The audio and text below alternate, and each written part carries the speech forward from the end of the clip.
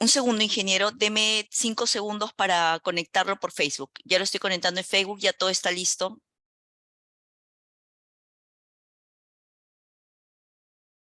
Me avisas para empezar. Listo, ingeniero. Lleve una cuenta de 10.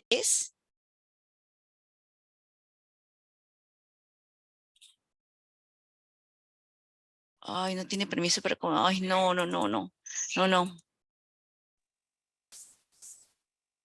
Un momentito, ingeniero, por favor. Me están dando los accesos para ingresar electrónica. Se me ha colgado el Facebook.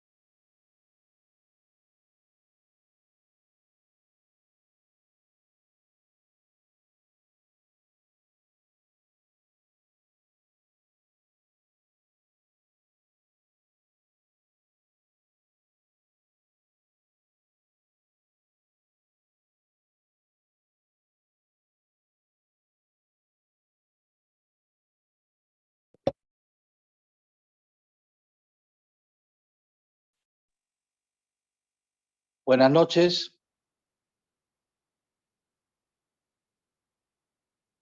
Vamos a iniciar la ponencia. Computación cuántica, la nueva frontera del problema InfoSec. Bueno, primeramente agradecer al expositor, al ingeniero Quiroga, por su exposición. Muchas gracias, ¿no?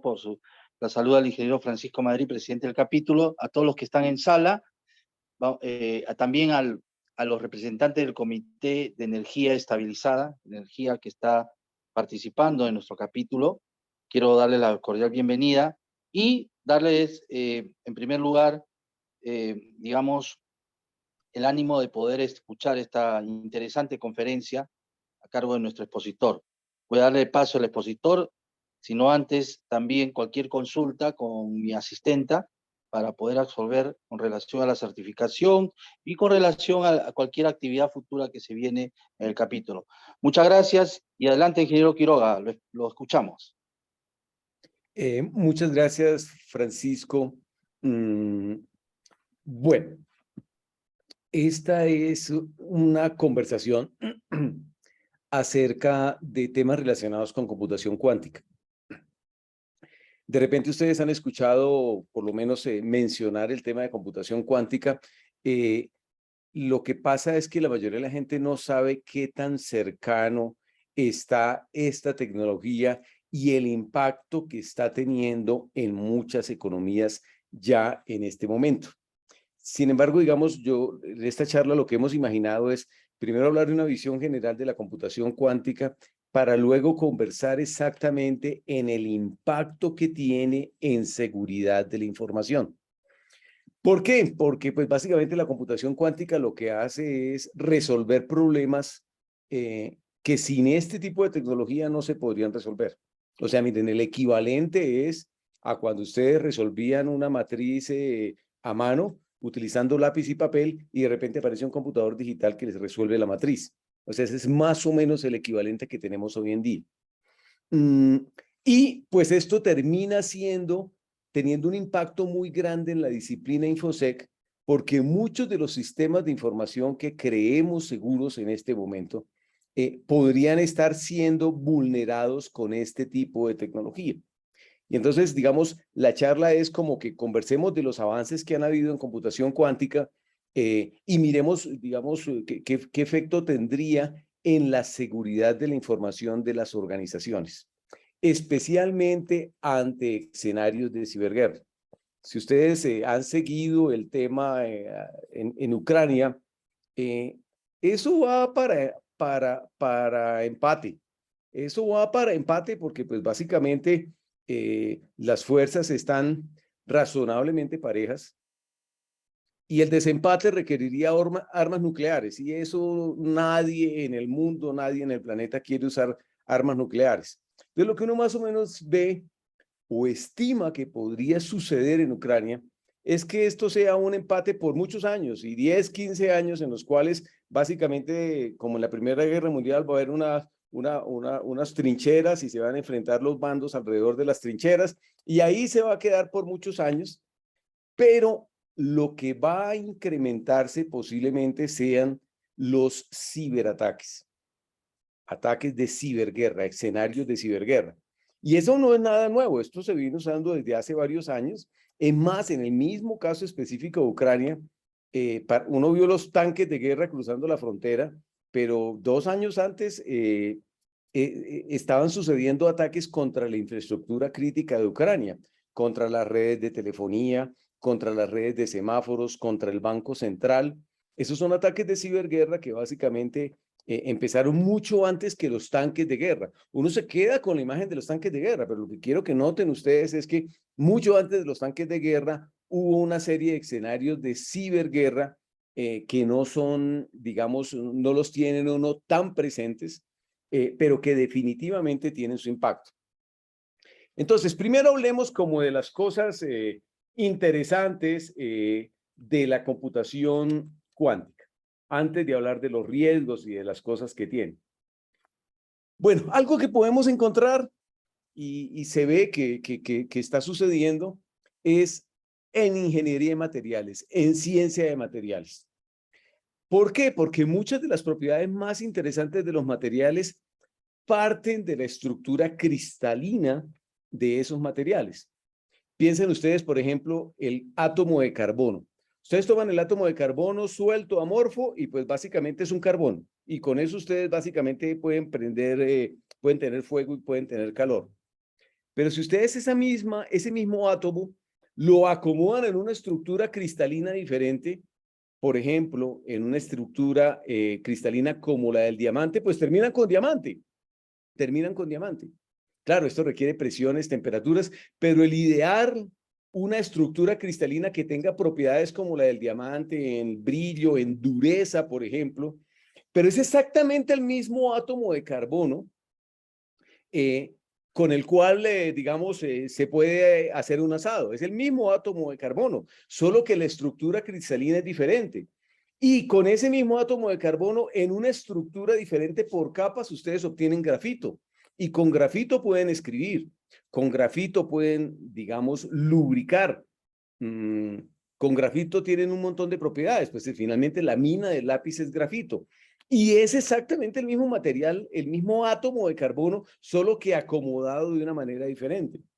Igual sucede, por ejemplo, si ustedes toman esos mismos átomos de carbono y los acomodan de una manera diferente, por ejemplo, podrían llegar al material grafeno. El grafeno lo conoce la humanidad hace muy poco tiempo y tiene unas propiedades completamente locas en cuanto a conducción de energía, en cuanto a resistencia, en cuanto a peso. Es decir, si ustedes tuvieran la capacidad de cómputo suficiente, ustedes podrían decirle a un computador, bueno, simúleme diferentes moléculas de carbono. Y ustedes podrían encontrar otros compuestos de carbono que en este momento no conocemos, pero si tuviera un computador con la suficiente potencia, pues podría el computador encontrarles nuevas estructuras cristalinas para el mismo átomo de carbono. Y eso solamente con átomos de carbono, pero piensen ustedes, por ejemplo, en otros átomos. Para darles una idea, ustedes toman el hidrógeno, y el hidrógeno es un gas muy combustible. Lo toman con el oxígeno. El oxígeno es un gas también supremamente reactivo. Pero si ustedes lo combinan, obtienen agua.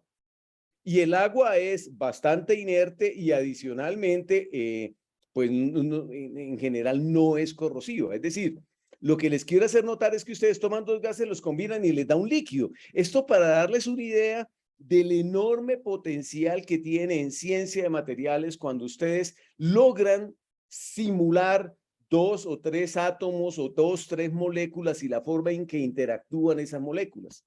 Sin embargo, pues esto hoy en día no se puede hacer. O se puede hacer con graves limitaciones. ¿Por qué? Porque estos problemas de simulación de materiales crecen de una manera brutal. Y entonces hay puntos, hay un momento en el cual, por más que ustedes quieran simular y por más que ustedes tengan hardware, la simulación no les funciona. ¿Por qué la simulación no les funciona? Pues porque básicamente requiere tal capacidad de procesamiento que ni aún ustedes poniendo SuperCray, ni aún contratando una serie de servicios en la nube de Google o de Amazon, pueden tener la capacidad de cómputo suficiente para simular ese material que ustedes desean.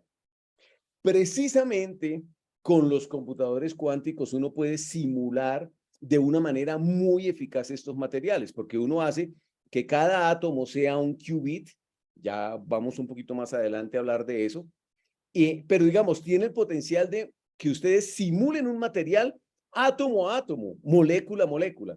Por eso básicamente decimos que con la computación cuántica va a haber un revolcón en ciencia de materiales impresionante. Y así el estado es, así como nosotros tenemos carbón para hacer un asado, podemos encontrar materiales como diamante, como grafeno, como grafito, que son materiales completamente diferentes. Si lográramos encontrar las simulaciones que nos permitan encontrar la estructura cristalina que nos lleve a este tipo de materiales. Pero no solamente en ciencia de materiales, en medicina.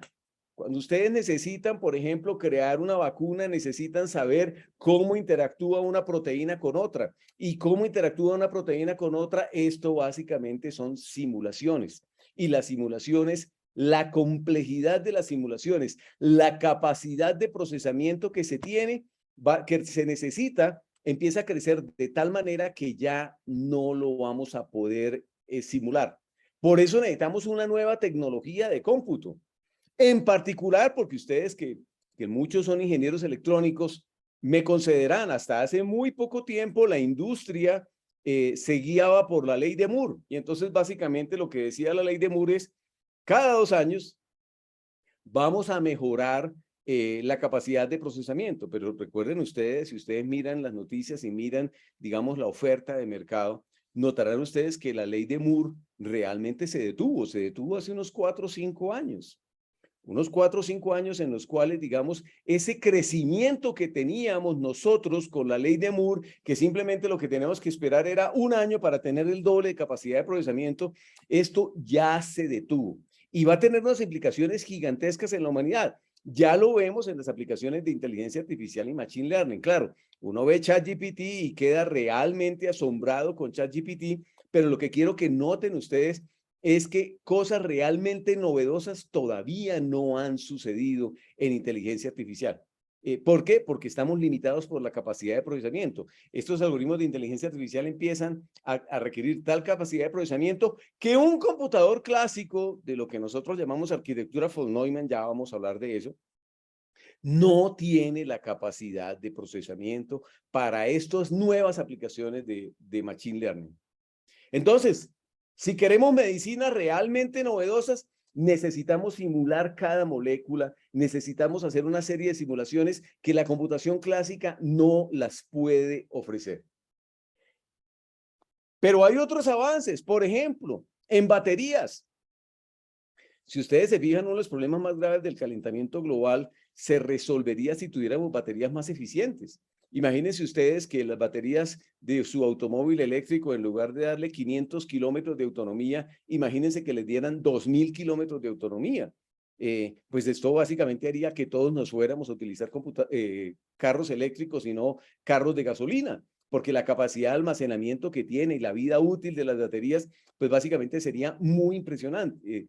Pero para poder tener este tipo de baterías o la nueva generación de baterías, tenemos que entrar a simular cada uno de los átomos que componen la batería. Alguien me decía que hoy en día la forma en que se prepara una batería es más o menos como preparando una sopa. Ustedes le echan átomos de litio, le echan otra cosa, le echan otra cosa, le echan otra cosa, revuelven y ya quedó la batería.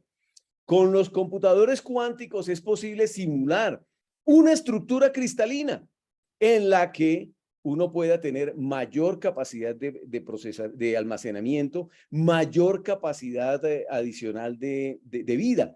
porque recuerden ustedes, las baterías tienen una vida útil. Imagínense que uno lograra multiplicar por 10 la vida útil de una batería. Inmediatamente se resolverían muchos problemas de calentamiento global.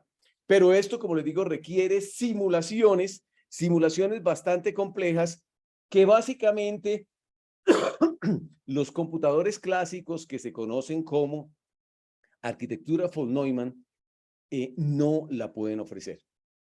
Esta arquitectura von Neumann, de la cual les estoy mostrando este slide, básicamente lo que ustedes ven es que la unidad central de procesamiento, la unidad de control, la unidad aritmética lógica, bueno, pues esto se lo inventó von Neumann, pero von Neumann se lo inventó en los años 50.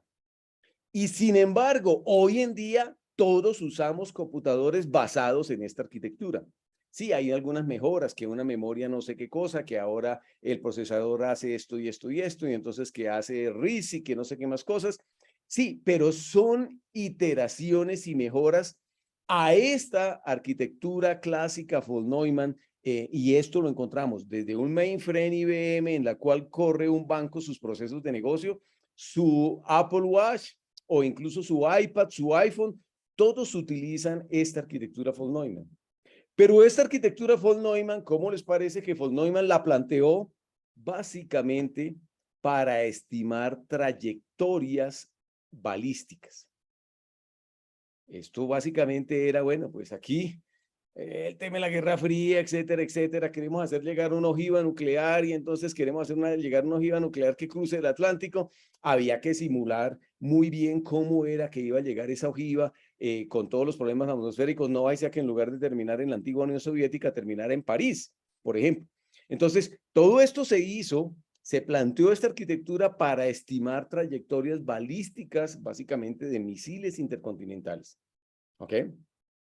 Ahora, ¿qué fue lo que sucedió? Lo que sucedió es que con esta arquitectura que inicialmente, como les decía, era para trayectorias balísticas, básicamente hicimos aplicaciones contables, hicimos aplicaciones de inteligencia artificial, de ciencia, de comunicaciones, y entonces creamos Internet como una red de computadores, y luego finalmente pues terminamos haciendo fue una tecnología para que la gente quemara tiempo, quemara su vida en redes sociales. Han habido mejores, sí, hardware más rápido, hardware optimizado, mejor software. El problema del software lo entendemos ahora mucho mejor que hace 20 años, pero en realidad lo que les quiero hacer notar es que estas son mejoras incrementales, porque seguimos utilizando exactamente la misma arquitectura tal como la planteó von Neumann. El problema con esta arquitectura es que hay una serie de limitaciones para resolver problemas complejos. Y aquí les quiero hacer un experimento mental. Imagínense que ustedes tienen una baraja. ¿Se acuerdan? Una baraja, diamantes, picas, corazones, tréboles, o la baraja española de copas, bastos, espada y oro, por ejemplo. Y ustedes tienen esa baraja y la quieren ordenar de menor a mayor. Imagínense que la baraja tiene N cartas. ¿Cuál es la manera en que un computador puede ordenar esa baraja? Y aquí hay varios algoritmos, y esto es básicamente, estos 2-3 slides que les quiero mostrar son una introducción a lo que se conoce en ciencias de computación como complejidad algorítmica. Ahora, esto es supremamente importante porque de repente alguno de ustedes estará pensando, ah, no, pues eso no importa el algoritmo. Yo lo que hago es ponerle más memoria RAM, le pongo otro procesador y ese problema lo resuelvo. No, realmente hay problemas con cierto tipo de algoritmos que no se pueden resolver aún poniéndole más memoria RAM o aún poniéndole más disco duro o poniéndole más procesador. Por ejemplo, imagínense ustedes un algoritmo de ciframiento de ordenamiento que se llama Bogosort. Es terrible este algoritmo, es muy malo, es muy malo. ¿Cuál es la idea? Ustedes cogen la baraja, barajan y mira a ver si está ordenada. Si no está ordenada, vuelven y barajan. Y verifican si queda ordenada. Si no, vuelven y barajan, y vuelven y barajan. Y así sucesivamente se quedan barajando, revolviendo las cartas, shuffling the cards, hasta que encuentren que está ordenada. Si la baraja tuviera 2 cartas, fíjense ustedes que tendrían solamente 2 posibilidades, el 1, el 2 y el 2 y el 1. de los cuales el 1, el 2 está ordenado. Pero si ustedes tienen una baraja de 3 cartas, fíjense ustedes que ya tienen 6 posibilidades. 1, 2, 3, 1, 3, 2, 2, 1, 3, 2, 3, 1, 3, 1, 2, 3, 2, 1, y solamente el primero de ellos está ordenado. Pero como son 3 cartas, fíjense ustedes que nos gastamos 6 pasos, y 6 pasos es n factorial. En efecto, este algoritmo se conoce como un algoritmo de carga factorial. ¿Qué significa que sea carga factorial? Pues que básicamente ustedes, para cierto número de cartas, n, el problema va a crecer como crece la función exponencial. Y si ustedes recuerdan, por allá de cálculo 1, en la universidad, exponencial crece muy, pero muy rápido. Es decir, con un n un poquito grande, póngale, por ejemplo, 100 cartas en la baraja. Esto va a crecer de tal manera que un computador va a tardar miles de veces la edad del universo para poderlo ordenar. Es decir, hay una limitación física que nos pone la madre naturaleza. Hay problemas que simplemente no podemos resolver dependiendo de la carga. En este caso, la carga es factorial. Claro, por supuesto, este algoritmo es supremamente malo, supremamente malo. En realidad, típicamente uno utiliza algoritmos más eficientes, un poco como este. Este sigue siendo malo.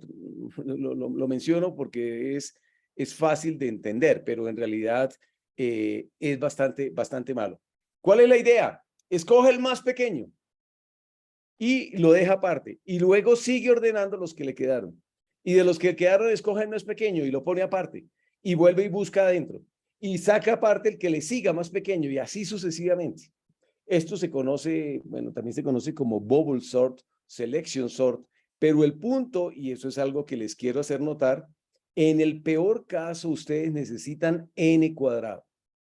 Es un algoritmo malito, claro, es un algoritmo que uno, digamos, no quisiera usar, pero me consideran que es mucho mejor que factorial, porque n cuadrado crece más lentamente que factorial. Y eso es fundamentalmente lo que nosotros tenemos en complejidad. Todos estos son algoritmos de ordenamiento. Aparecen en Wikipedia. Cada uno tiene sus características. Yo aquí les mostré Bogosort y les mostré Selection Sort, pero hay unos buenísimos, supremamente rápidos, eficientes en tiempo y eficientes en memoria RAM. Un poquito más difíciles de programar, pero pues una vez uno lo programa, pues ya le queda listo. Pero lo que quiero que noten ustedes es que si uno graficara los diferentes funciones de complejidad, fíjense ustedes que n factorial crece muy rápido, pero muy rápido, muy rápido. Más rápido, por ejemplo, que e a la n, o que 2 a la n, o que n al cuadrado. En general, digamos, con estas gráficas que les mostré, uno quisiera tener problemas n cuadrado y no problemas n factorial, porque los problemas n cuadrado los puede uno resolver. Los problemas n factorial de pronto no se pueden resolver para n grandes. Esa es toda la idea de complejidad y eso es básicamente lo que les quiero hacer notar. Ahora, típicamente lo que uno dice entonces es, mire, todo lo que sea n cuadrado o más generalmente polinomial, pues n cuadrado es una forma de un polinomio. Entonces lo que uno dice, mire, todo lo que sea polinomial se considera fácil, pero lo que vaya de polinomial para arriba es infernal. ¿Por qué es infernal? Porque empieza a crecer de una manera desbocada con n. Si n se hace muy grande, esto ya empieza a ser muy grande. Y aún con computadores veloces, básicamente no los vamos a poder resolver. Claro, ustedes dirán, y bueno, ¿y ese cuento de la computación cuántica, entonces, cómo para qué sirve? Bueno, pues la computación cuántica lo que hace es tomar muchos de esos problemas que llamamos hard y convertirlos en problemas sencillos. Y dentro de esos problemas hard, por ejemplo, podrían estar simulación de proteínas, simulación de estructuras cristalinas para construir a un nuevo material de acero supremamente barato, supremamente resistente y con unas habilidades de sismorresistencia brutales. Por ejemplo, todo esto se puede simular. Y tu nivel de complejidad y la forma en que crece de verdad es en serio. Por ejemplo, buscar un elemento en una lista no ordenada tiene carga n. Se utiliza esta notación que se llama la notación Big O, pero básicamente lo que importa es lo que está dentro del paréntesis. Lo que dice es, mire, si usted va a buscar un elemento en una lista no ordenada, en el peor de los casos se gasta n pasos. Piénsenlo bien, si ustedes tienen un armario en su casa y ese armario tiene 20 cajones y ustedes están buscando un papelito que guardaron y no se acuerdan dónde lo guardaron, posiblemente lo que tengan que hacer es abrir el primer cajón, no, el segundo cajón, no, el tercer cajón, no, el cuarto cajón, no, y así sucesivamente hasta que llegan al cajón 20. En el cajón 20 definitivamente tienen que encontrarlo, porque pues básicamente la búsqueda en el peor caso es n con el número de cajones. ¿Ok? Pero si ustedes de alguna manera tuvieran ese armario ordenado, entonces ustedes están buscando un papelito que es el número 5 en el armario ordenado, típicamente lo que uno haría es ir al del cajón de la mitad, sacarlo y ver qué valor aparece ahí.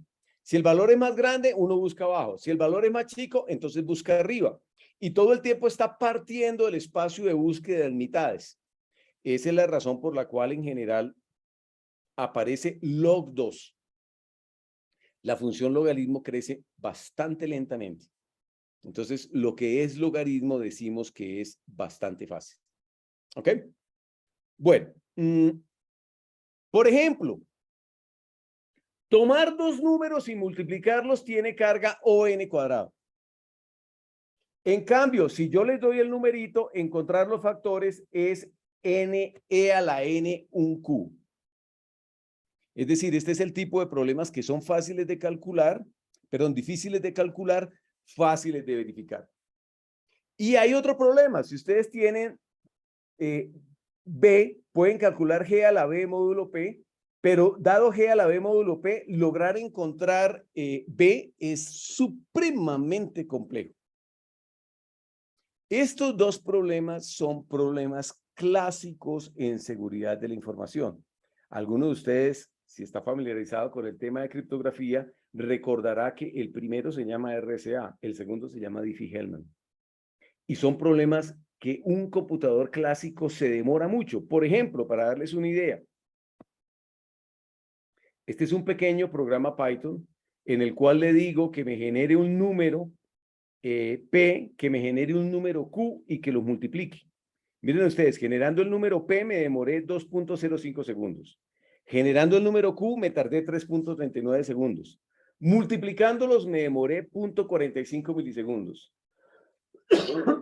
Y en efecto, si ustedes ven acá, se darán cuenta que P, que es 646 no sé qué cosa, perdón, multiplicado por 116267 es igual a 75.191.0, ese es el número.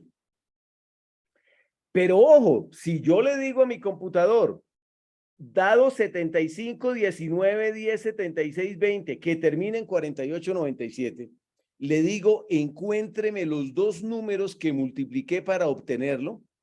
¿Cómo les parece a ustedes que me tardo un montón de tiempo? Y esa es fundamentalmente la idea de la complejidad de algoritmos. En un sentido, me demoro 0.45 milisegundos. En sentido contrario, me demoro 300 por 10 a la 12 años. ¿Qué tan grande es 300 por 10 a la 12 años? Recuerden ustedes que la edad del universo es aproximadamente 10 a la 10 años. Entonces, es 30.000 veces la edad del universo. Y es un problema, pues, que uno lo puede hacer, digamos, eso ustedes lo pueden hacer en sus casas, no se necesita la presencia de un adulto, simplemente necesitan un pequeño programa Python que multiplique dos números. Factorizarlos es un problema infernal. Es decir, lo que quiero que noten ustedes es que hay una serie de limitaciones al cálculo.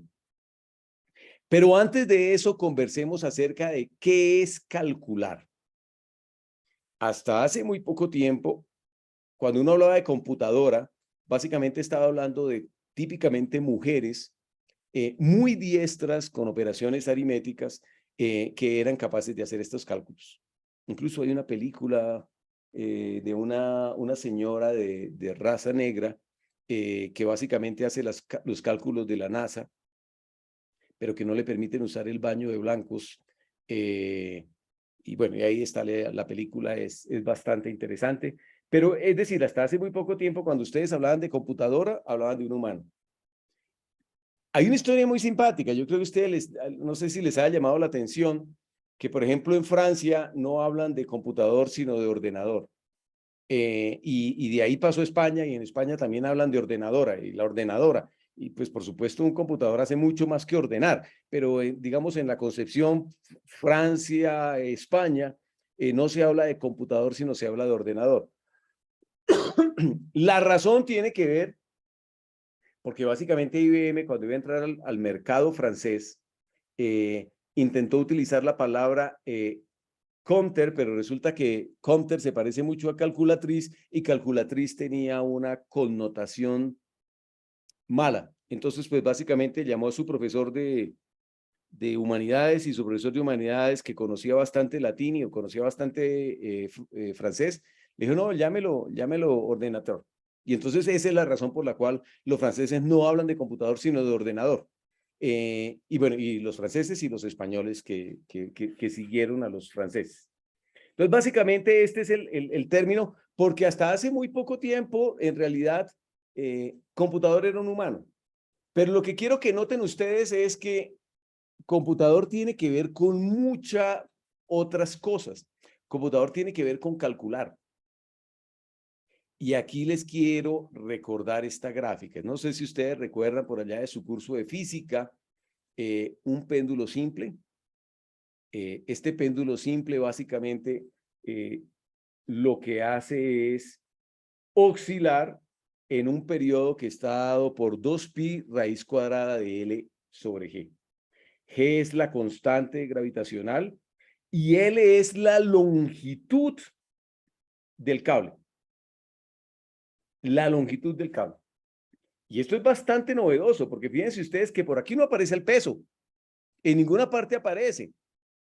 Porque entonces uno podría decir, ah, sí, si el péndulo es más pesado, demora más o demora menos el moverse. No, lo que nos muestra la física es que el peso que ustedes le pongan importa muy poco. Solamente importa la longitud.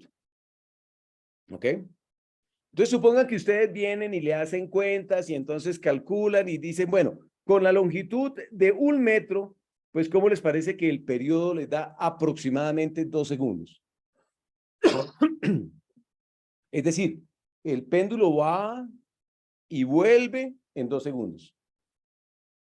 Y no depende del peso que ustedes le pongan. Si esto va y vuelve en 2 segundos, noten ustedes que yo le podría poner una rueda de estas.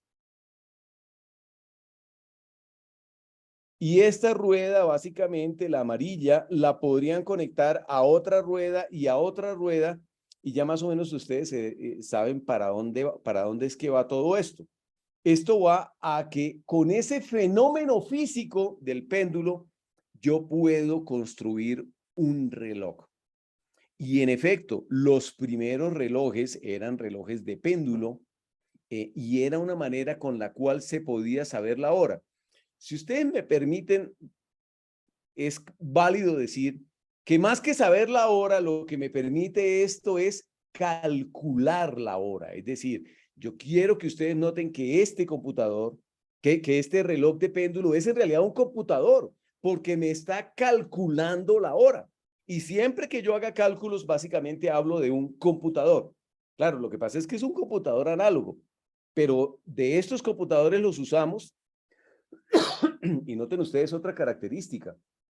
Estos computadores análogos, posiblemente el relojero que los creó, nunca entendió esta formulita que yo les puse acá, que el periodo es aproximadamente 2pi raíz cuadrada de L sobre G.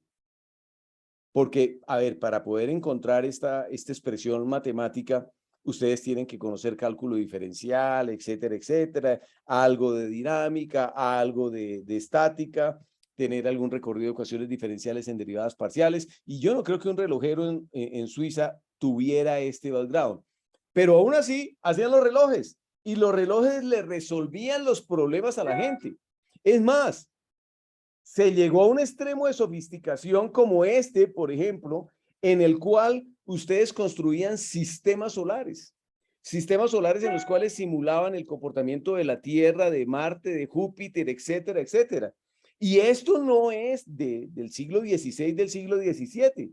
Si ustedes recuerdan la antiquitera, esa máquina que encontraron en un naufragio griego, en la época de esplendor de Grecia, básicamente lo que se sabe de esta antiquitera es que era un computador análogo que le permitía al navegante calcular la órbita de Marte, de Venus, de Mercurio, de etcétera, etcétera, etcétera, para poder orientarse en el mar y saber dónde estaban parados en el mar. Entonces, fíjense ustedes que esto es un computador análogo y este computador análogo no solamente me permite saber la hora, sino que me permite a mí ubicarme en medio del mar sin entender los principios del péndulo. Es más, ya del siglo XX, por ejemplo, la industria relojera suiza creó este bichito que se llama el turbillón, perdón.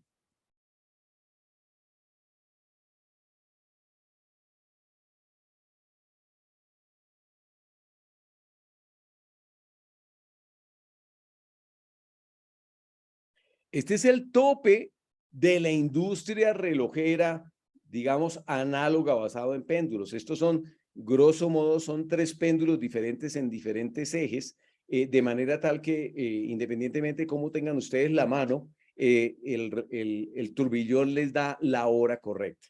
Pero por supuesto esto vale, no sé, $25.000 o algo, 25.000 euros o algo así. Vale un dineral. Pero lo que quiero que noten ustedes es que toda la precisión que tiene este turbillón, que en realidad es una precisión notable, se puede obtener con este bichito. Que a ustedes que son ingenieros electrónicos, yo creo que lo recuerdan bastante bien, un 555. ¿Cuánto vale un 555? Centavos de dólar. Y básicamente con un bichito de esto se puede hacer un reloj. Y en efecto, esto fue lo que utilizaron los japoneses. Y con estos bichitos, los japoneses, Casio, Seiko y todas estas empresas, sacaron una serie de relojes de cuarzo supremamente baratos, supremamente baratos. Y pues básicamente casi quiebran la industria relojera suiza. Básicamente lo que quedó fue relojes de alta gama, de la industria relojera suiza, pero con estos 555 se cambió el panorama completo de los relojes. ¿Por qué? Porque estos tenían un elemento acá, lo conectaban ustedes y contaban el número de ceros y unos que iban pasando, y entonces con eso construían un reloj, utilizando algo que por la época se hizo muy popular, que fue los integrados con las compuertas NAND, y básicamente basados en transistores. Bueno, pues yo quisiera que ustedes pensaran que en el momento actual la computación cuántica está en el punto a partir del cual hay una serie de transistores configurados en una serie de chips. Por ejemplo, IBM acaba de obtener un computador cuántico que se llama Osprey, y este computador cuántico Osprey tiene capacidad para operar 433 qubits. Esto ya estamos hablando básicamente de una capacidad de procesamiento muy grande. ¿Qué hace falta? Que algún japonés, el equivalente de un japonés que en los años 70 dijo, oiga, yo voy a hacer relojes, tengo 555, voy a hacer relojes y a contar pulsos y a hacer relojes. Y con eso quiebro la industria relojera suiza. Eso es más o menos lo que hace falta que suceda. Alguien que sea capaz de entender el potencial de los computadores cuánticos y cómo pueden estos computadores cuánticos transformar las industrias y los procesos de negocio de muchas organizaciones. ¿Ok? Pero relojes, o mejor, computadores análogos para calcular la hora existen de toda clase. Por ejemplo, este reloj, este es un reloj solar. Y pues básicamente da la hora, ¿o no? Da la hora. Sí, solamente sirve para esto, es un computador de propósito específico. Sí, pero pues da la hora, da la hora. Es más, esto lo vi alguna vez en España y me pareció supremamente bonito. Esto es una capilla, una iglesita, en la cual hay una ventana redonda.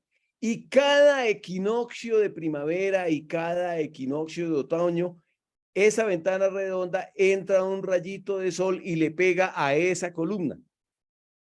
Recuerden ustedes que el equinoccio de primavera específicamente se utiliza para saber cuándo sembrar. Entonces llegaba el sacerdote en misa, miraba el rayito de sol que le pegaba a la columna y básicamente le decía a los feligreses, señores, váyanse de aquí y vayan y siembren porque ya llegó la primavera.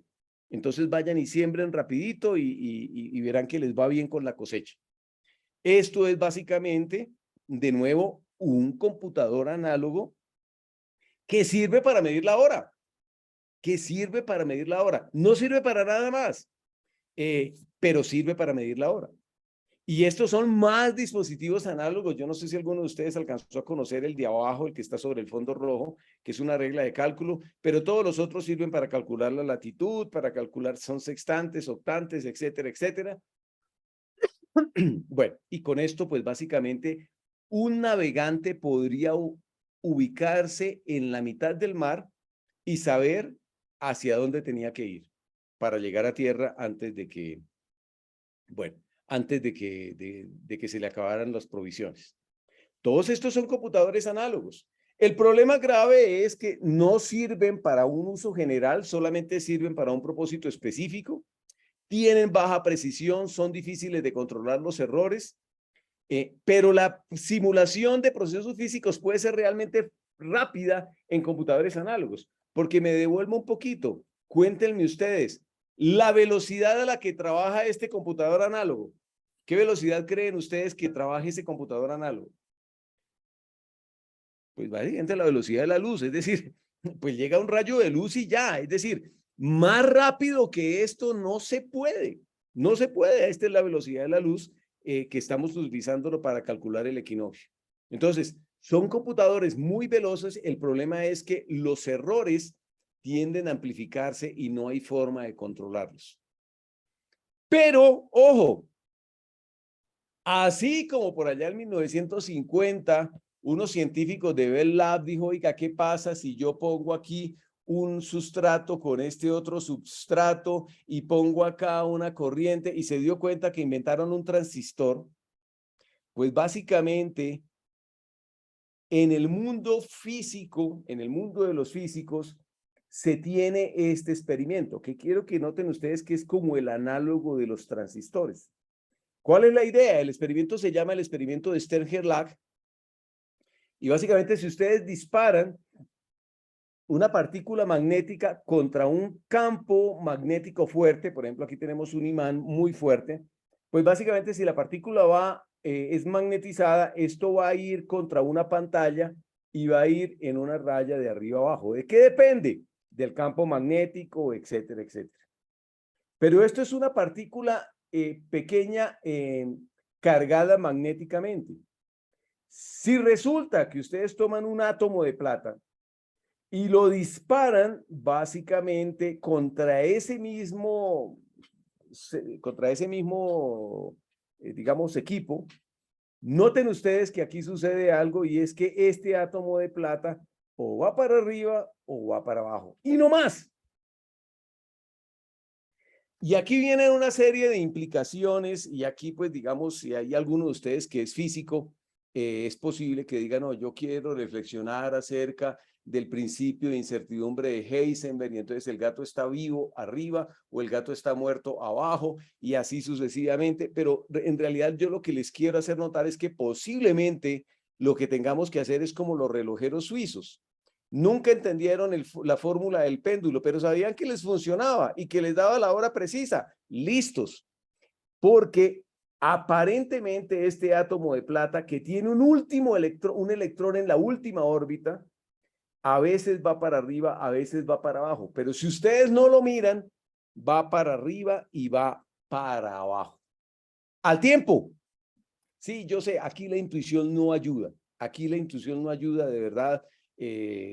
aquí uno puede gastarse mucho tiempo en discusiones filosóficas, pero en realidad no vale la pena. Nosotros somos ingenieros. Lo que queremos es fundamentalmente sacarle provecho a la naturaleza. Y esto es lo que hacemos. El bichito va para arriba, va para abajo simultáneamente. Entonces se dice que está en superposición. Pero desde el punto de vista de cálculo, lo que quiero que noten es que como el bichito va para arriba y para abajo simultáneamente, si nosotros llamamos el de abajo 1 y el de arriba 0, simultáneamente está valiendo 0 y está valiendo 1. Es decir, ustedes están haciendo cálculos con una variable que tiene dos valores diferentes. Simultáneamente. Y esto con un átomo de plata. Pero piensen ustedes, por ejemplo, ¿qué tanto material se gastan ustedes si necesitan 1000 átomos de plata para hacer cálculos? Pues 1000 átomos de plata, mire, eso no se alcanza a ver a simple vista la cantidad de material. Y ustedes tendrían una capacidad de 1024, digamos, bichitos que van para arriba y para abajo simultáneamente. Es decir, lo que ustedes percibirían es que tienen una capacidad de procesamiento de 2 a la 1024 en solamente un paso por ese imán. Y ese es el potencial de los computadores cuánticos. Un computador cuántico es tanto análogo como digital. Mientras se está haciendo cuentas, es análogo. Pero en el momento en que ustedes miden, se convierte en digital. Se dice que la ecuación de onda colapsa, etcétera, etcétera. Y aquí hay un montón de cosas físicas, pero como les digo, nosotros como ingenieros nos interesa es aprovechar el fenómeno físico. Quizás como los constructores de los antiguos relojes de péndulo que no tenían ni idea cuál es la fórmula del péndulo, pero que igual lo utilizaban para crear relojes y hacer que los barcos se ubicaran en la mitad del mar, etcétera, etcétera. El potencial es gigantesco. Si ustedes tienen 1024 átomos de plata, ustedes podrían estar analizando 2 a la 1024 posibilidades en solo un paso. ¿Ven ustedes por qué les digo la capacidad de procesamiento que uno puede tener con un computador cuántico? Esto ya 2 a la 1024, no hay ningún computador con arquitectura von Neumann que sea capaz de hacerlo, pero un computador cuántico sí lo puede hacer. ¿Se acuerdan ustedes de las compuertas lógicas? Eso, pues ustedes de supergrado lo deben recordar supremamente bien, la compuerta NOT, la compuerta AND, OR, NAND, NOR, y pues básicamente con esta compuerta uno puede, por ejemplo, comprar 7400 que valen centavos de dólar, y este 7400 tiene básicamente 4 compuertas NAND, y con estas 4 compuertas NAND ustedes pueden, por ejemplo, hacer un sumador. Este es un full adder, básicamente es lógica digital, es álgebra de Boole, pero pues básicamente lo que estamos haciendo acá es sumando 2 bits, A y B, con un carry in y entregando un resultado con un carry out. Eso es un full adder. Pues, ¿cómo les parece que XORes, ANDs, todo esto lo podemos incluso programar? Es más, si nos vuelven a encerrar por la pandemia en algún momento, este es un proyecto de hacking que me gustaría recomendárselo muy respetuosamente. Es hacer una CPU, un computador completo utilizando 7400. Es un computador de 4 bits. Bueno, lo que pasa es que se necesitan varios meses de trabajo, pero eso uno lo podría hacer en alguna pandemia si nos vuelven a encerrar. Pero el punto es que con estas compuertas lógicas ustedes construyen un computador. Pues, ¿cómo les parece que Richard Feynman, en 1984, en este artículo, porque hasta ahora lo que decía la física es, oiga, mire, este mundo cuántico es re loco. La intuición no ayuda en el mundo cuántico. Es más, recuerden ustedes que Einstein era un gran crítico de la mecánica cuántica, de la física cuántica, y decía que Dios no jugaba a los dados, y decía que eso era spooky, que era como fantasmal, y él no le creía y no le creía y no le creía, pero pues en realidad lo que muestra la experiencia es que la física cuántica da resultados consistentes siempre. En todo experimento da resultados consistentes. Luego, pues básicamente, por más loca que sea, por más rara que sea, por más difícil que sea, da resultados consistentes.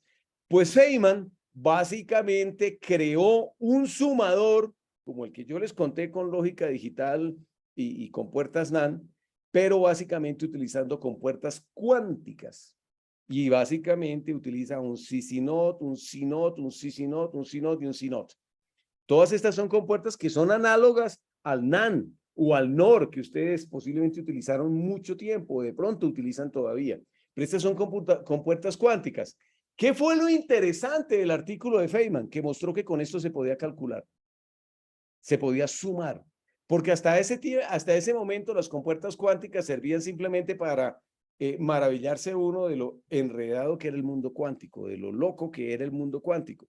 Pero ahora con estas compuertas, pues básicamente se pueden sumar números. Pero hay algo que les quiero hacer notar. Buscar un elemento en una lista no ordenada. ¿Se acuerdan que yo les decía que era ON? ¿Se acuerdan ustedes del armario de 20 cajones y que ustedes en el peor de los casos tendrían que ir hasta el último cajón? Pues, ¿cómo les parece que esto es en un computador digital? Porque un computador análogo solamente requiere raíz cuadrada de n. ¿Por qué? Tendría yo que explicarles cómo funciona el algoritmo de Grover y no es tan sencillo hacerlo en una charla corta. Pero el algoritmo de Grover funciona y permite encontrar un elemento de una manera muy rápida. Aquellos de ustedes que de pronto trabajan en datos en una organización, de repente ustedes dirán, esto podría impactar las bases de datos. Y la respuesta corta y simple es sí.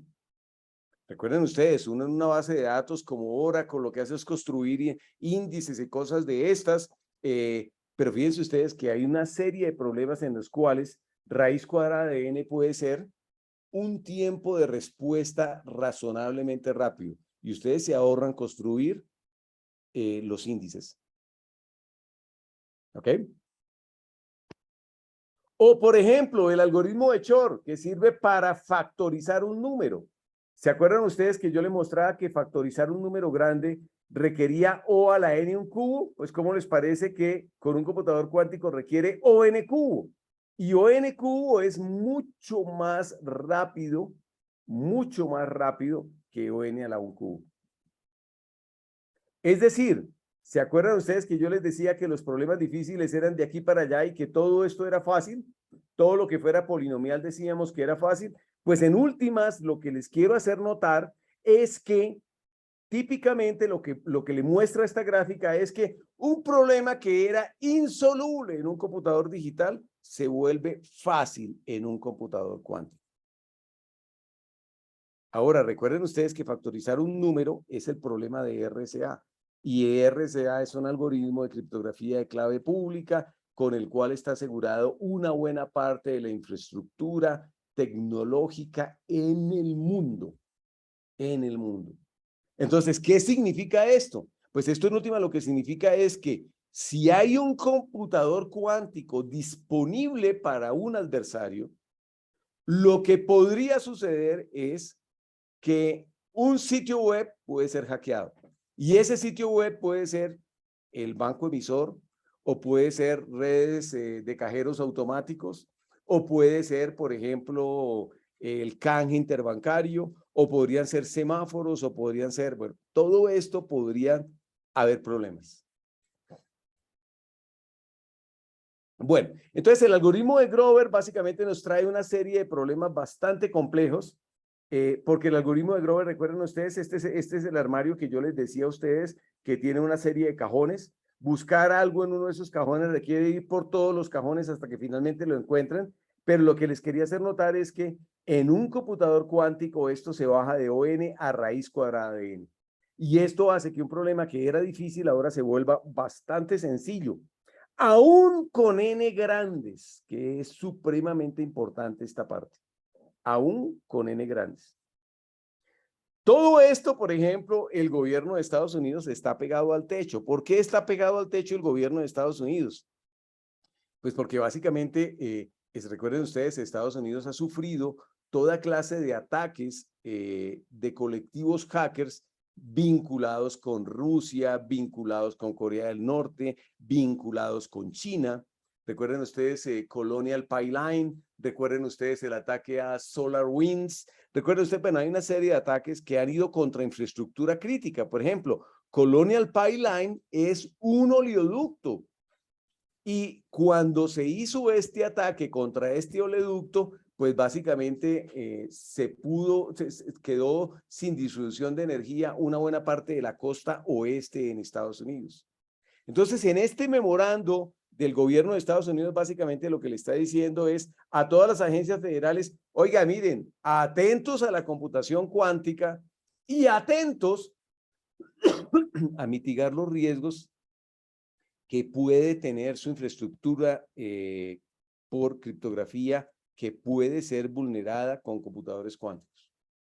Ahora ustedes dirán, pero bueno, esto todavía no. Digamos, si Osprey, el computador de IBM, tiene 433 qubits y uno en realidad, digamos que computadores cuánticos de miles de qubits van a aparecer en 3 años o en 5 años. Ustedes dirán, no, pues yo no me preocupo. Yo espero 5 años y miro a ver qué hago. No, es un error. ¿Por qué es un error? Porque noten ustedes que en seguridad de la información uno puede hacer un ataque estilo almacene ahora y hackee después. ¿Tiene sentido? Ustedes podrían almacenar la información cifrada. Sí, no la van a ver, pero la tienen ahí guardada, guardada, guardada, guardada. Y en 3 años, cuando aparezca un computador cuántico disponible fácilmente, barato de contratar en la nube, pues ustedes corren los algoritmos y básicamente rompen toda la información.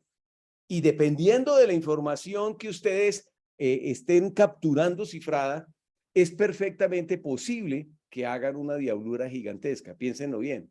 Supongan ustedes que la información es relacionada con historias clínicas. ¿No les parece que su historia clínica de hoy debería estar protegida en 3 años, en 5 años, en 10 años o en 20 años? ¿No les parece a ustedes que todo esto es importante tenerlo presente? Porque, pues, a ver, la historia clínica o, por ejemplo, su historial financiera, su vida financiera, todo esto debería tener unas protecciones por 15, 20 años. En efecto, la mayoría de los países tienen algo que llaman la Ley General de Archivo y la Ley General de Archivo indica que hay que protegerlo por bastante tiempo, por varios años. Bueno, ahora, hay una serie de problemas. Yo sé que aquí en el auditorio hay una proporción bastante grande de ingenieros y sé que no se van a fruncir por esto. ¿Se acuerdan ustedes la eliminación de Gauss o Gauss-Jordan, con lo cual uno resolvía n ecuaciones con n incógnitas? Pues básicamente lo que uno tiene es fundamentalmente una matriz que multiplica las incógnitas y le da un resultado. ¿Y cuál es el problema? Encontrar el rojo. Esto se resuelve muy fácilmente y en efecto, pues la eliminación de Gauss funciona bien. Pero imagínense ustedes hipotéticamente que le agregan un ruido acá. Esa columna amarilla es ruido. Y noten ustedes que el problema con Gauss-Jordan, ¿se acuerdan ustedes cómo resolvía uno Gauss-Jordan? Uno multiplicaba una fila por una constante para poderla restar de otra fila. ¿Qué pasa con el ruido si ustedes multiplican una fila por una constante? El ruido se amplifica. Es decir, lo que les quiero hacer notar es que este problema que se llama Learning with Errors es un problema que es resistente a ataques de computadores cuánticos. ¿Por qué?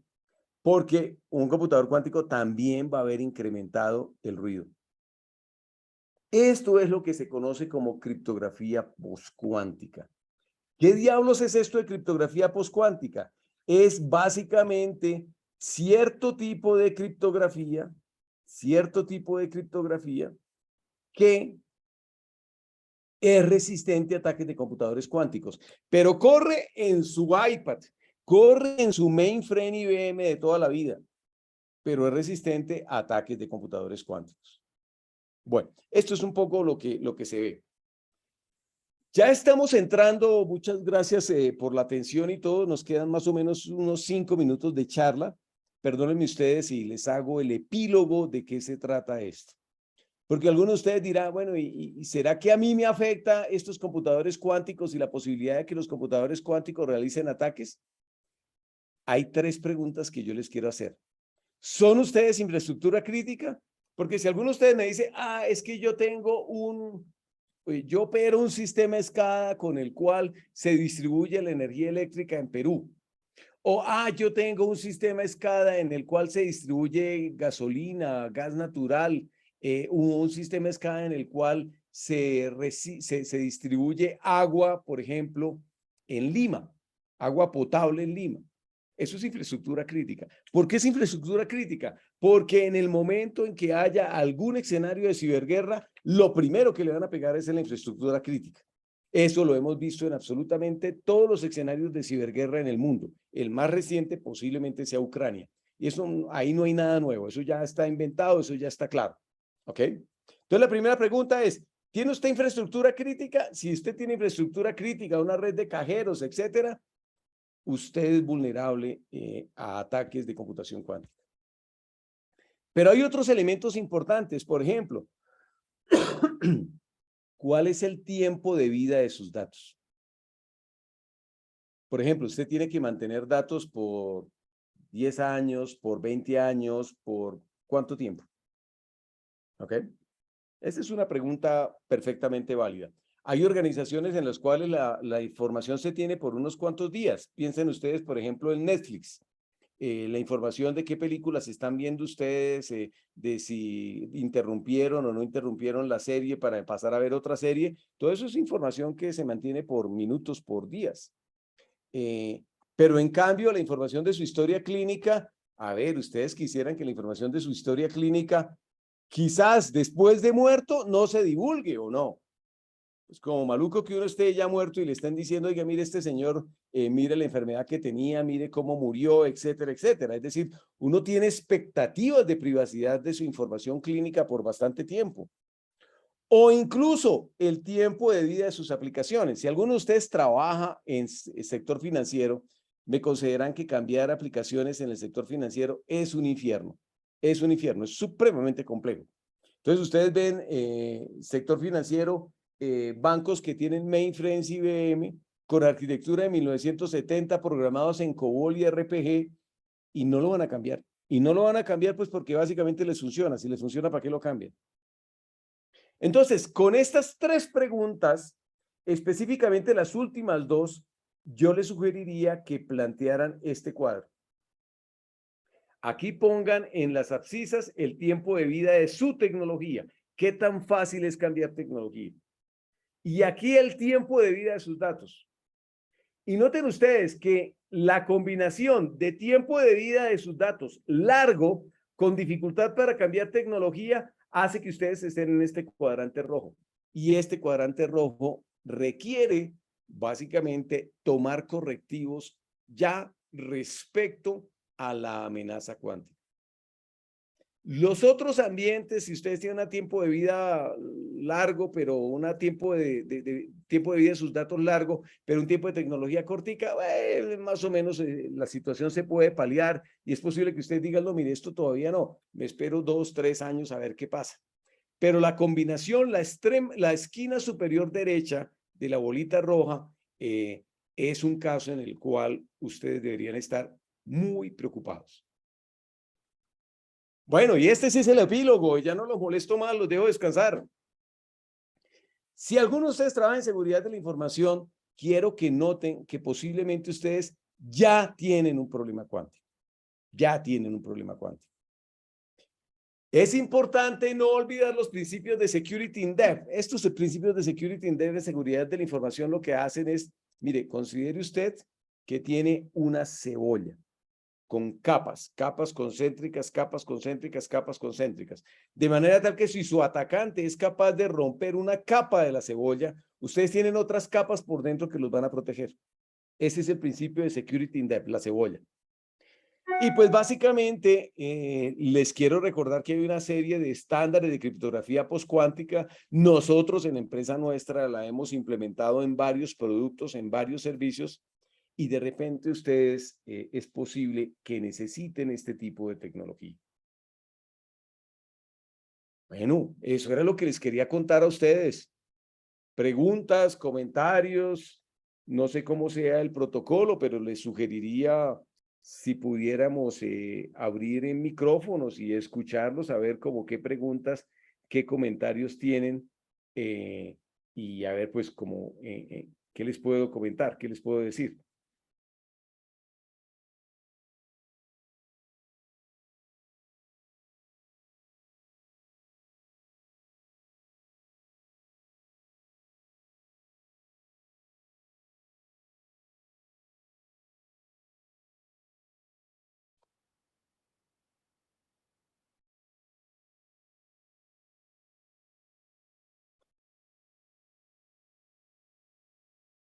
Bueno, no sé qué digan los moderadores.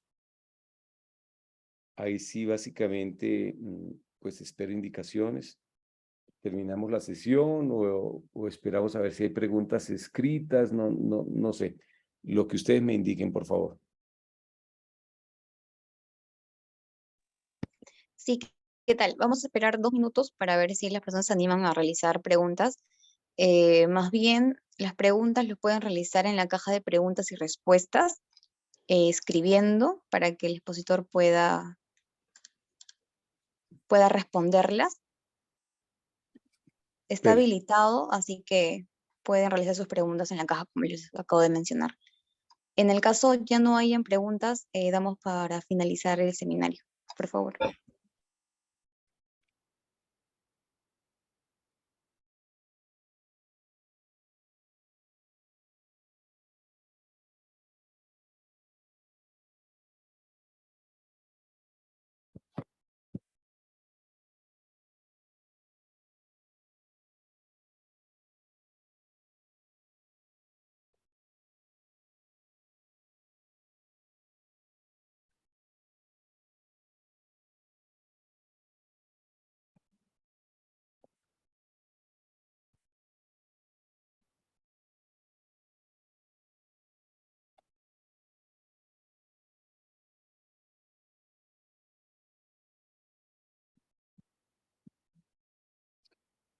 Bueno, Mary nos escribe, muchas gracias por la exposición, muy interesante. Con gusto, Mary, me alegra mucho que te haya gustado.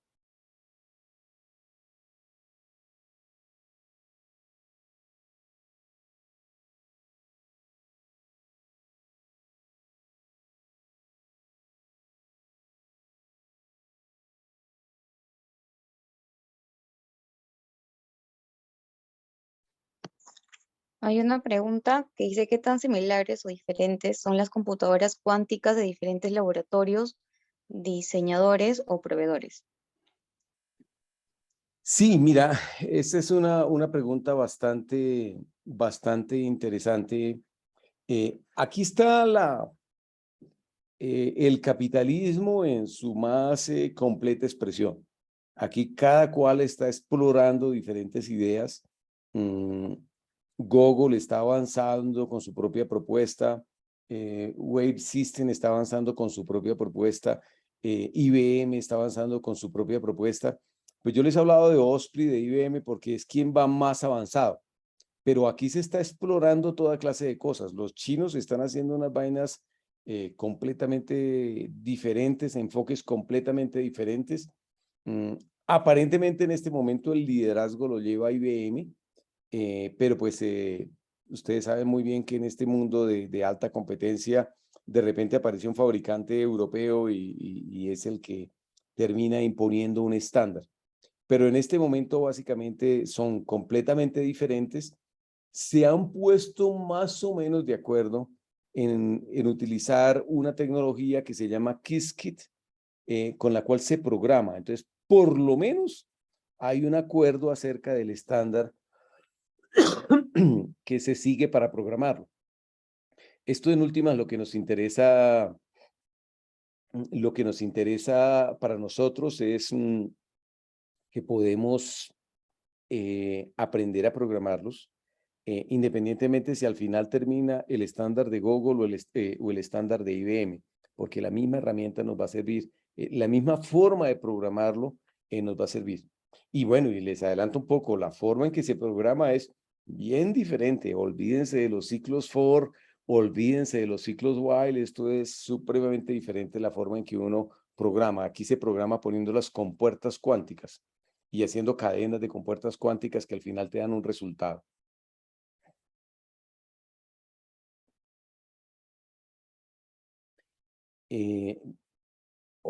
Hola, Olguita, sí, ojalá haya resuelto la pregunta. Andrés pregunta, ahora con la legislación que se promulga en todos los países de protección de datos personales, en donde básicamente quienes manejan bases de datos están supeditados en términos de responsabilidad con diferentes consecuencias a su cargo, onerosos en muchas ocasiones o de tipo penal, ¿debe ampliarse esta exposición a ataques cuánticos? Sí, así es, sin duda, sin duda.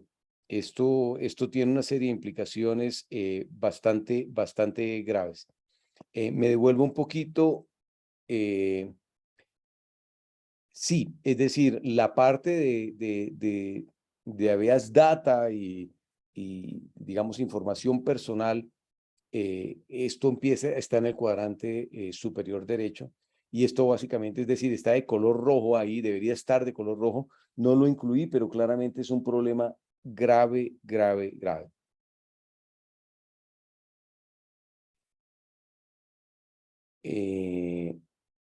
Bueno, Oscar Salazar pregunta, ¿en América Latina aparecerá esta tecnología? Sí, a ver, mira, no es, digamos, no, es medio ilógico pensar en que vamos a tener un computador cuántico en el escritorio. Eso no va a suceder por algún tiempo. Pero es que recuerden ustedes que todo esto funciona es en la nube. Es decir, lo que quiero que noten ustedes es que básicamente lo que hace IBM es poner en la nube sus computadores y uno renta el servicio de estos computadores cuánticos. Y en ese caso, desde cualquier lugar del mundo, tú podrías rentar los servicios en la nube y ver cómo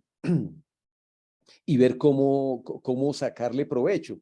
En efecto, pues yo les hablé de materiales, de ciencia de materiales, les hablé de baterías, etcétera, etcétera. Pero esto no necesariamente son inquietudes del norte. Estas son inquietudes también que tienen que ver con el sur. Nosotros, nuestros países tienen una serie de problemas que se podrían resolver de una manera más eficiente si pudiéramos hacer simulaciones más complejas. Por ejemplo, cosas tan sencillas como el problema del agente viajero. El problema del agente viajero lo que hace es permitirle a uno hacer planes, rutas de distribución de comida, de distribución de bebidas, por ejemplo. Y una empresa grande que vende bebidas y vende comidas necesita resolver el problema del agente viajero. Pues con la computación cuántica se resuelve de una manera muy veloz. Entonces, muchas empresas que están trabajando de una manera subóptima, de repente contratando los servicios de un computador cuántico en la nube, podrían encontrar formas más eficientes de distribuir toda la parte de logística, de distribución de productos a su cliente final. Digamos, Coca-Cola, Inca Kola, Pan Bimbo, todo esto, digamos, se resolvería mucho más fácil.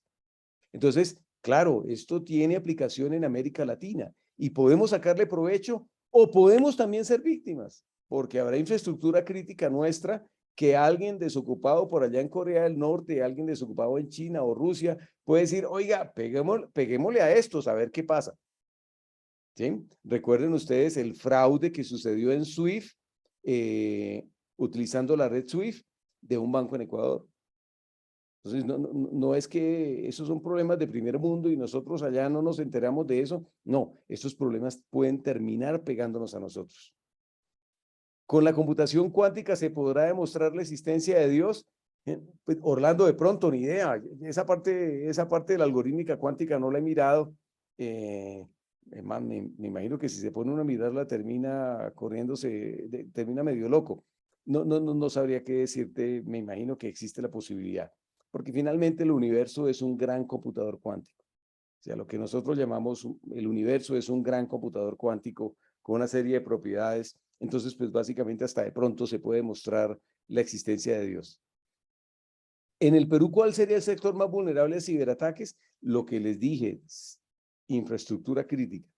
Si hay algún sistema SCADA, ustedes como ingenieros electrónicos deben haber trabajado mucho con sistemas SCADA. Si hay un sistema SCADA que le resuelve un problema a la sociedad en general puede ser vulnerable a ataques de computadores cuánticos. ¿La criptografía cuántica tiene investigación actualmente? Sí, Marian, esto, digamos, ya se llegó al punto de estándares y hay un estándar NIST de criptografía postcuántica. Ahora, digamos, la siguiente ola de investigación es cómo sacarle provecho a esa tecnología postcuántica. Y eso es, digamos, lo que nosotros hemos estado trabajando en la empresa desde hace rato. Es decir, tenemos criptografía postcuántica, cómo se incorpora en productos que le resuelvan problemas reales a la gente. Ese es nuestro énfasis en este momento. Una cosa es derivar el algoritmo postcuántico y otra cosa es desarrollar las aplicaciones que le sacan provecho a esta tecnología. Bueno, Duván pregunta, ¿cómo crees que debe darse la transición de los algoritmos postcuánticos para soportar las capacidades de procesamiento de los ordenadores cuánticos? ¿Existirán algunas políticas públicas definidas a nivel gobierno para definir la implementación de estos algoritmos? Duván, no, sabes que no tengo la menor idea. En general, lo que yo veo es que los gobiernos están muy dormidos con el tema cuántico. A excepción de Estados Unidos, con el documento este que les mostré a ustedes, en Estados Unidos sí lo tienen clarísimo y están luchando por la supremacía cuántica y ganarle a China y ganarle a Europa. Pero yo veo que muchos gobiernos, aún gobiernos europeos, los veo con muy poca actividad en el mundo cuántico. Estados Unidos y Canadá están trabajando cosas interesantes, pero muchos países europeos los veo uno tranquilos, como si esto no fuera ya un problema real. Actualmente ya existen algoritmos post-quantum cryptography en proceso de estandarización. Ya hay estándares, ya hay estándares. Si buscas post-quantum cryptography NIST, vas a encontrar los estándares de Estados Unidos de criptografía post-cuántica. Esos estándares es el estado del arte. No hay todavía estándares ISO y en general ojalá no aparezcan. Mi percepción es que los estándares ISO siempre son de mala calidad. Ojalá no esté ofendiendo a alguien, pero en general los estándares NIS o ANSI son en general estándares de mucha mejor calidad técnica, o incluso los estándares DIN alemanes.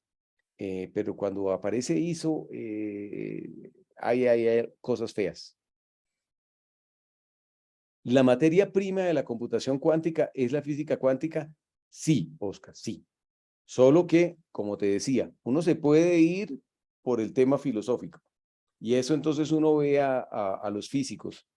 Un fotón es una onda o una partícula o una onda o una partícula. Y el gato de Schrödinger, y el gato está vivo, está muerto, está medio vivo, está medio muerto. Nada de eso interesa si uno quiere sacarle provecho a la tecnología. A ver, la analogía que yo les quiero hacer notar a ustedes es el caso mismo de Newton. Sir Isaac Newton básicamente inventó 3 leyes y no más. Con esas 3 leyes él explicó el movimiento de la gravitación universal y ya, con esas 3 leyes básicamente pudo predecir las órbitas de los planetas y todo le cuadraba con las observaciones de Kepler. Sí, pero eso fue lo que hizo Sir Isaac Newton como físico. Luego vinieron un montón de ingenieros que básicamente tomaron esas 3 leyes de Newton y con eso pues construyeron edificios, construyeron puentes, construyeron ciudades y esa es la vocación nuestra como ingenieros. Es decir, cómo le resolvemos problemas a la gente, problemas reales a la gente real, tratando de optimizar recursos, que no salga extraordinariamente costoso. Eso es fundamentalmente un problema de ingeniería. Entonces, yo lo que les sugeriría a ustedes es, si uno puede gastarse la vida hablando de si es onda o es partícula y si el gato está vivo o está muerto, pero en realidad lo más interesante es, bueno, ¿esto para qué diablo sirve? Y en efecto, este fenómeno cuántico nos permite hacer cálculos y hacer cálculos de una manera muy rápida. Eso es lo más interesante para nosotros como ingenieros.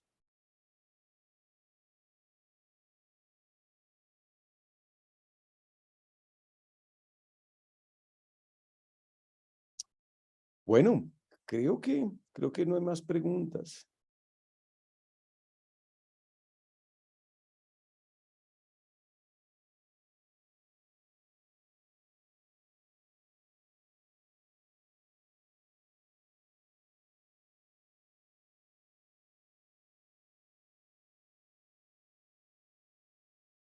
Entonces, quizás sea el momento de cerrar la sesión. Listo, ingeniero. Muchas gracias por su interesante conferencia. Vamos a darle por clausurado el seminario y comentarles a los asistentes en el caso requieran certificado, por favor, es necesario que llenen el enlace de asistencia que sea enviado por el chat del Zoom.